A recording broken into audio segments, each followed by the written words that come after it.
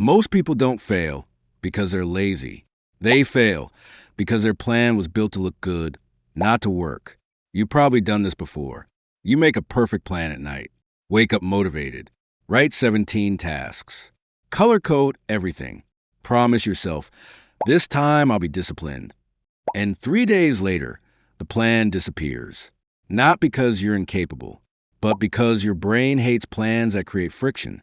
In fact, according to research published in the European Journal of Social Psychology, it takes an average of 66 days for behaviors to become automatic, not 21 like the internet says, which means motivation was never supposed to carry your entire life.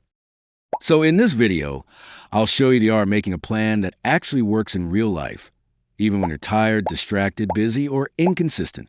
And the best part? This method is so simple that your brain won't fight it. First, stop planning from your ideal self. That's the biggest mistake people make. Your ideal self wakes up early, never procrastinates, studies 8 hours, works out daily, drinks water, journals, meditates, and somehow still has energy left.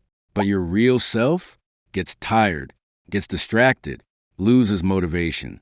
So instead of building a plan for your fantasy version, build it for your lowest energy days.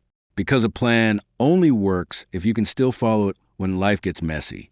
This is exactly why tiny habits work so well. Stanford researcher B.J. Fogg found that smaller actions are more likely to stick because they reduce resistance. That means instead of saying, I'll study for 4 hours every day, you say, I'll study for 10 minutes. Sounds weak? Actually, it's powerful because starting creates momentum. And momentum is what keeps plans alive. Now here's the second rule. Never plan tasks. Plan triggers. Most people write, work out at some point. That's vague. Instead say, after brushing my teeth, I'll do 10 push-ups. Research on implementation intentions by psychologist Peter Gollwitzer showed that people are far more likely to complete goals when they decide exactly when and where they'll do them. Your brain loves clarity. The more specific the trigger, the less thinking required. And less thinking means less procrastination. Now here's the part nobody talks about. A good plan should survive failure. Most people miss one day and mentally quit. But the best planners expect failure before it happens. Missed a workout? Your backup plan becomes, do 5 minutes instead. Too tired to study? Read 1 page. The goal is never perfection. The goal is staying in motion. Because consistency beats intensity almost every time. And finally, your plan should give you proof that you're improving, not just pressure. That's why tracking small wins matters.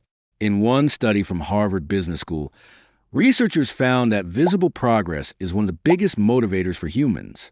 So stop waiting to feel motivated. Track the reps. Track the days. Track the tiny victories.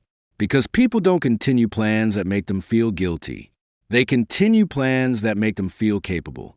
So remember, the art of making a plan that actually works isn't about creating the perfect schedule. It's about creating a system your brain can repeat, even on bad days, especially on bad days. If you like this video, please like, share, and subscribe to my channel. I hope you have a wonderful day.